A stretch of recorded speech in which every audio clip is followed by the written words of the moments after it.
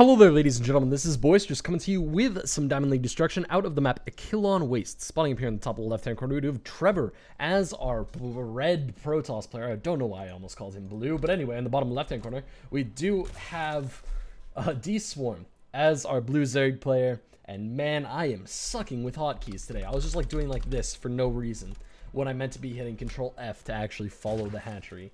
And that is a great way to start off this video. I am so proud of myself. So anyway, as you guys have all known, I am part of the team that is doing the URTL, the underrated team league, I think. Underrated gaming team league. It's something like that. I don't know the actual name. Listen. They're not paying me enough to know the name. They're not paying me at all. So anyway, I'm going to be on stream at 9 p.m. EST on Tuesdays and Thursdays with Fear Dragon, or at least I will be next week. I'm guessing that this schedule is actually like the full schedule, but I don't know. They might swap it up from week to week. So next week it's gonna be 9 p.m. on Tuesday and Thursday, me, Fear Dragon. The full schedule, I'm not sure if I'm allowed to say anything about it, but basically from every night from 7 p.m. until it closes, with a different pair taking games at 7 p.m. and 9 p.m. for commentating. And then on Sunday and Saturday and Sunday, it's like 1 p.m. to 9 p.m. It's ridiculous how many games there are going to be. And, you know, on all of those days, there will be a lot of games, and you should all watch them. And I will be sure to link you over to the streams and bother you and pester you with every video I produce that there's going to be a new stream later that day or later that evening or whenever. Because, you know, that's just how I roll. It's how I happen to go. So anyway, we do have CCS Trevor going for a very standard build. We have the Gateway coming down along with the Assimilator. Not a Forge Fast Expand, actually, so I shouldn't really call it standard, because Forge Fast Expand is very much what you do in Heart of the Swarm. It's what you do. That's really it. It looks like over here we do have the pylon going down and blocking the the drone from getting a hatchery down. And can I just say how freaking hard it is? Because I always think that whenever I just see a Warhound and it's like off creep, or I don't see any other reference with it, I think they're a Terran player. I'm like, why is he putting a pylon down to block a command center? That doesn't make any sense, you silly Protoss player. And then I'm like, wait a second, the Protoss player's worker is also a Warhound. So everyone is a Warhound, which I have to say, probably one of the better April Fool's jokes that Blizzard's ever had, but still. I mean, the only one that's better is like Pandaren, because yeah, they started off as an April Fool's joke in 2004. I'm sure most of you already know that, and this is a very, very long and oddly placed tangent for me.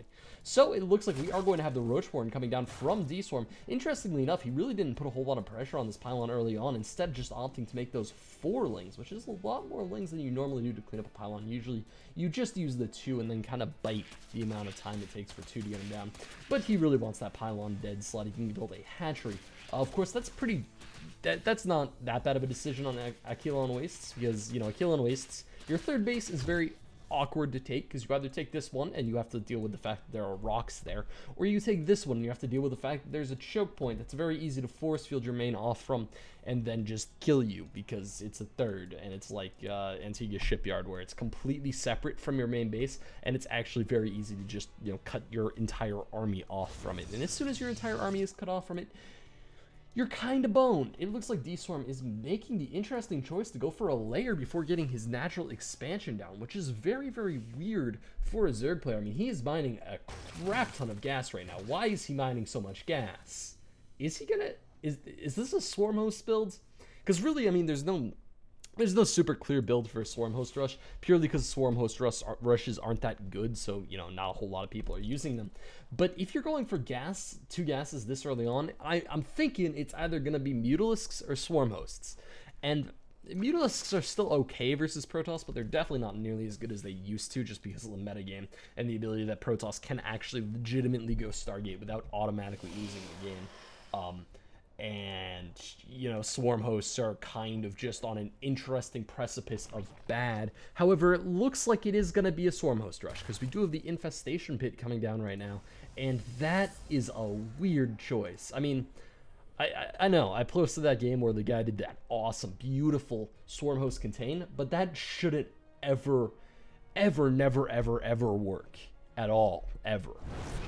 Especially if you're doing it off of one base, because one base you just can't get enough swarm hosts. It looks like we are going to have the roaches moving in here trying to do as much damage as possible.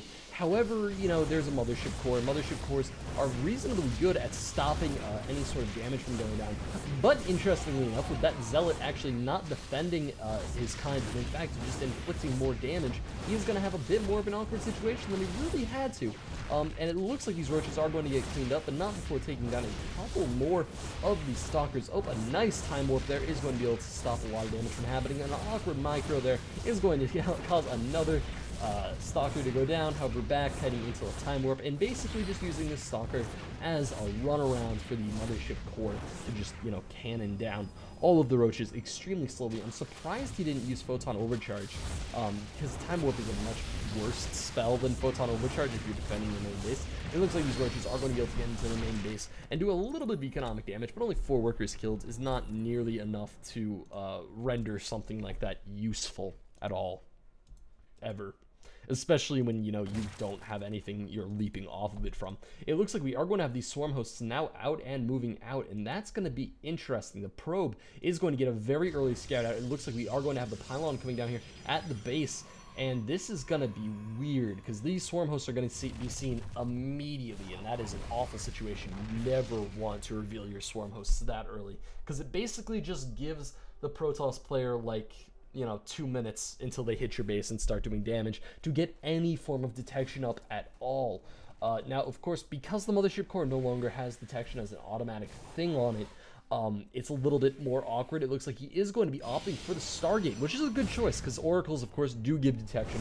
They're good against light units, and everything flies, and flying units can't get hit by locusts, which, you know, are very good check marks on the anti-swarm hosts keyboard. They're very good. I don't know why I just called it checklist a keyboard, but you know, it's you know, I can see why I would do that. I can't see why I would do that. But anyway, it looks like we are going to have the hatchery finally coming down for our blue Zerg player, and it looks like these Protoss forces are going to be moving in here. They're going to be doing as much damage as possible. These locusts are in a very awkward position. They are going to be stopping a lot of these guys from getting through. They're only killing 2, so not amazingly effective. And there is a nice force field on the ramp. Oh, okay, maybe not the best, but you know, it was reasonable. And it looks like this main force is going to be breaking into the main base of our blue Zerg player. And there is the big surround by the Warhound workers. And let's see how overpowered they are. They are not that overpowered at all. However, you know, it's a lot of drones, and there's a lot of other stuff, and a lot of supporting units that are going to be able to stop this from doing the maximum amount of damage. It looks like we are going to have the recall hitting there, and those units are going to be able to pull back.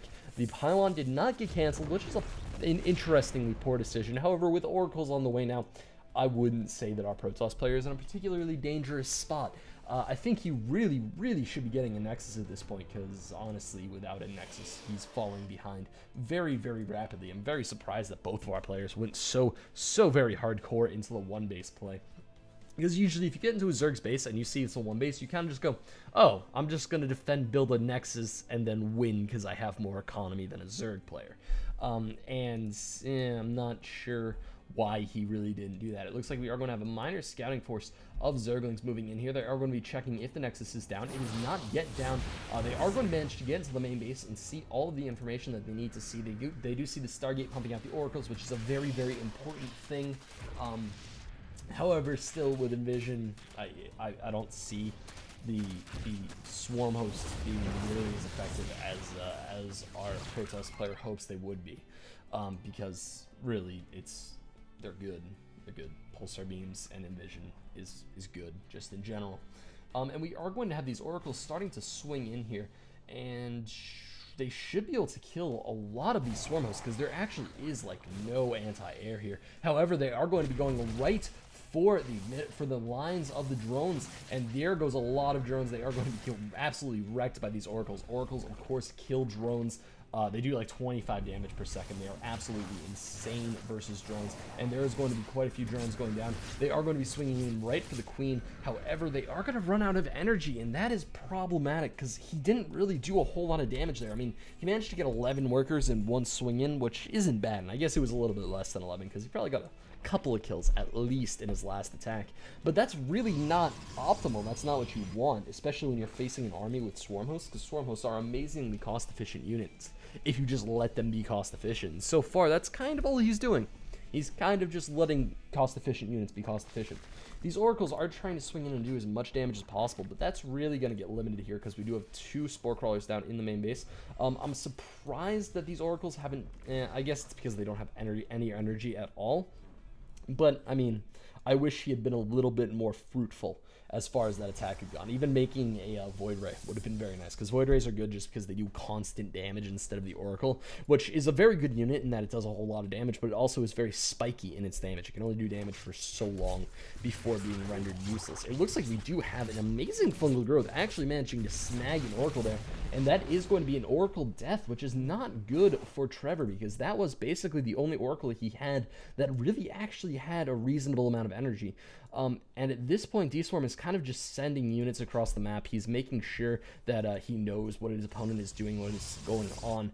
And we have the Oracles very nicely placed here, because this is just the denial of the third base, because it's very, very hard to get a drone down here and to actually start building a base when you have 2 Oracles kind of just sitting there and flying and being annoying. It looks like the full scout out for the Zerg player is going to be going down. It is trying to snipe off as many probes as possible, which of course isn't a whole lot, but just for the information that he's getting, I would say that these Zergling patrols are perfectly worth it, because it's very nice to be able to walk into your opponent's base and be like, oh, that's what you're building. I just saw a Void Ray pop out. Thanks for the information, bro. Yeah, you're a very nice man. You're kind. I love you for that. And it's more awkward for the Protoss player that way, because then, you know, the Zerg is going to be going for counters, just like he is right now with the, where's the Spire? Where is the Spire? Where is the Spire coming up? Is the Spire in the back of the main base? Oh, right, I can just click on it. Can I just click on it? Oh, I can I? Maybe I can't click on it. Do I need to, like, go into the Structures tab to actually click on a building and get transported to it? And I can't do that on a building in Creation. Blizzard, come on. I know that you've made amazing leaps forward. And I know that I could probably just, like, click on it from the production tab and then click on the portrait. But I'm still, you know, I want to be able to just click on it up here and then instantly get teleported to it like that. Like that. Exactly like that, Blizzard. That's what I want. It looks like we are going to have Zerg Missile Attacks 1 coming up at this point, which is a good upgrade. It's not exactly the best. I mean, actually, no, it's pretty good. Yeah, I mean, he's not going Hydralisks, so it's a little bit on the awkward side, because if you're not going Hydralisks, if you're going for that very, very heavy Muta play, you want to, you know, upgrade your Mutas, because those are the units you're going with. You're not going with Roaches, you're not going with Hydralisks, you're going with dumping all of your gas into Mutalisks, and you need to kind of invest into Mutalisks for them to be worthwhile. And it looks like at this point we do still have the Swarm Host kind of just sitting right here and, you know, just pumping out Locusts and kind of fearing off the opponent and stopping any sort of scouting coming down from probes, which is reasonably effective, but it's not the most efficient thing in the world. It looks like the hatchery is now finished. These infestors are kind of just sitting here pooling up their money, and the Mutalisks,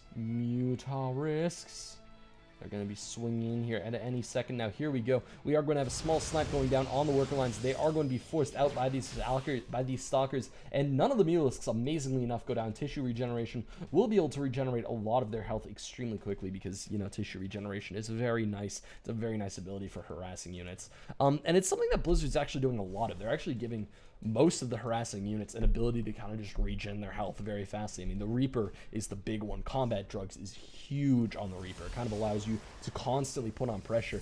And then the other one is, of course, the Mutalisk change with tissue regeneration, which is interesting. I do like how they're doing it for basically every harassment unit in the game, because it makes them more persistent.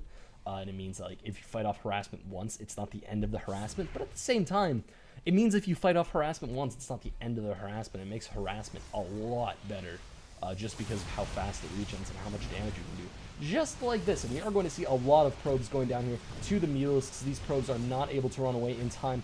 The Stalkers in the main base have not even started to react yet. It looks like these Phoenixes are going to be moving out at this point. However, they're not being microed quite perfectly, and there we do have some beautiful back and forths from both of these players. I mean, they're not the highest level players in the world, but they're definitely showing off the fact that they do know how to micro quite effectively. And honestly, that was a big loss for the Zerg player. You really don't want to try to engage Phoenixes like that, because it's not gonna go well for you if you're playing a guy that's good at controlling Phoenixes, or even reasonable at controlling Phoenixes. Because honestly, his production is going to be a lot better than you. Phoenixes are a lot cheaper than Mulisks, and they're just kind of better, and they deal more damage than Mulisks do. It looks like these Phoenixes are going to be moving in at this point. It looks like some awkward micro is going to be going down here, and it's very interesting. There we do have a nice move back from that very, very low health Phoenix, and here with 6 Phoenixes, he's just absolutely poaching off as many of these Mulisks as possible. Now he is finally hitting his stride with just beautiful Phoenix micro, and he is absolutely ravaging this Mutaball. This is the point where you just fly away with your Mulisks, because unless you have Infestors there, and even now with Infestors not having the instant grab Spungles, it's not going to be a good situation. This is definitely that point where you kind of need to be like, I need to transition into Roach Hydra. There's no real choice for me past that.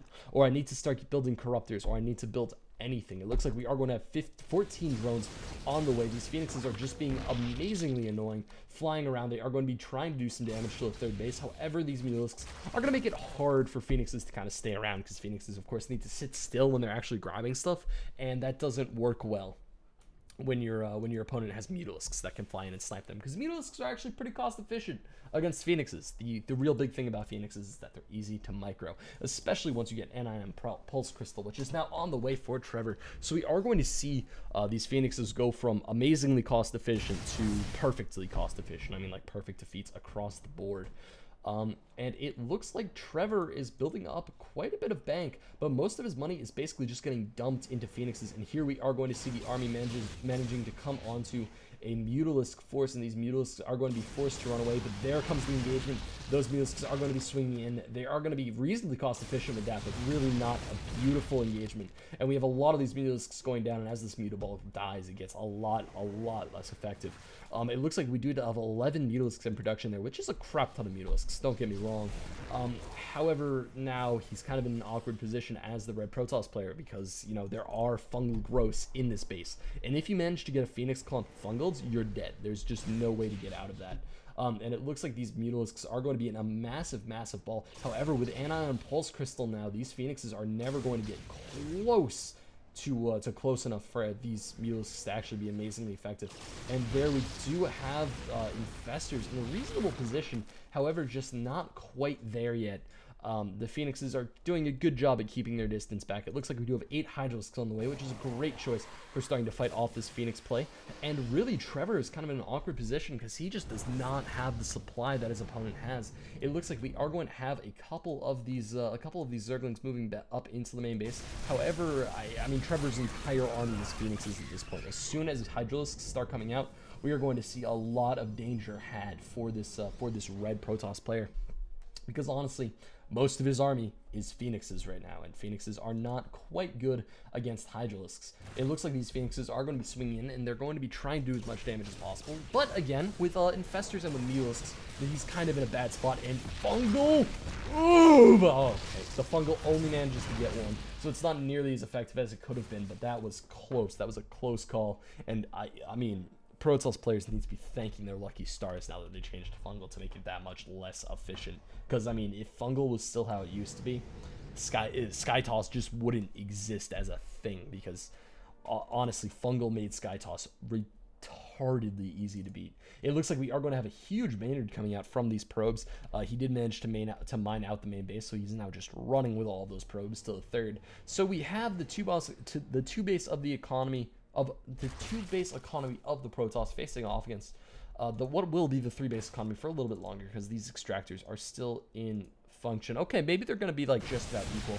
It looks like we are going to have the swing in from the Zergling forces. They are going to get absolutely ravaged by this Protoss army though, so they are going to be forced to run away. It looks like these Phoenixes are kind of just going to be flying around and being a little bit, you know, rawr, I'm a Phoenix. However, at the same time, I mean, it's Zerglings, so you would kind of just burn through all of your energy trying to kill Zerglings with Phoenixes. It looks like we do have a lot of Mutalisks still. I can't believe he's building so many Mutalisks when he could be building anything that's better at killing, Phoenixes. You know, anything that's good at killing Phoenixes, I should say. And we also see Void Rays now entering production, so we do see a stop in that Phoenix production and way more of an entrance into Void Rays. And oh my god, those Phoenixes were on an absolute suicide mission from hell. That was not a good engagement. The real strength of Phoenixes has to be you not taking damage with them when you're fighting Mutalisks, because Mutalisks can face them toe-to-toe if they're both getting shots off. It looks like we are going to have the flying from Mutalisks here. They are going to be able to clean up the rest of these Phoenixes, and this is just not gonna happen. This is a lot of damage going down onto the Mutalisks, but there's just so many of them, and the Protoss just does not have anywhere near an equivalent army. It looks like we are going to have Photon Overcharge onto the Nexus, however, that is not going to be nearly effective enough to fight this army off. Okay, maybe it's going to be a little bit effective enough to fight this army off, but really, there was just a whole lot of losses in that engagement for our Protoss player, and we are now going to see just a flood of Zerglings and an absolute slaughter for our Zerg coming out, you know, just right now. And we have a couple of fungals going down onto these Stalkers, which is stopping any sort of micro. But, you know, it wasn't exactly in a position where they were getting microed amazingly anyway. And now all these Zerglings are coming out. And Zergling surrounds on this army is just going to spell absolute doom. Especially because these Void Rays are not going to be effective against freaking anything, because all of these units are light. And there's no Phoenixes, there's no nothing to really help fight this army off. There isn't even a Mothership Core, and there is the GG from Trevor. Congratulations, Dswarm. That was some really awesome Phoenix micro. I just love Phoenix play. It's one of my favorite things in the game. I love the Phoenixes as a unit. So anyway, guys, if you like your games commentated, send them on into boisteroussc2@gmail.com. Do not forget to tune into the URTL at 9 p.m. EST on Tuesday and Thursday next week to see me commentate with Fear Dragon. And also, if you would like any more Boisterous action, you can go over to youtube.com/user/boisteroussc2. And because I'm not sure which one I said before plugging the URTL, if you like your games commentated and I would love to commentate them, send them on into boisteroussc2@gmail.com. I'd like to thank you all for watching. This is Boisterous, signing out.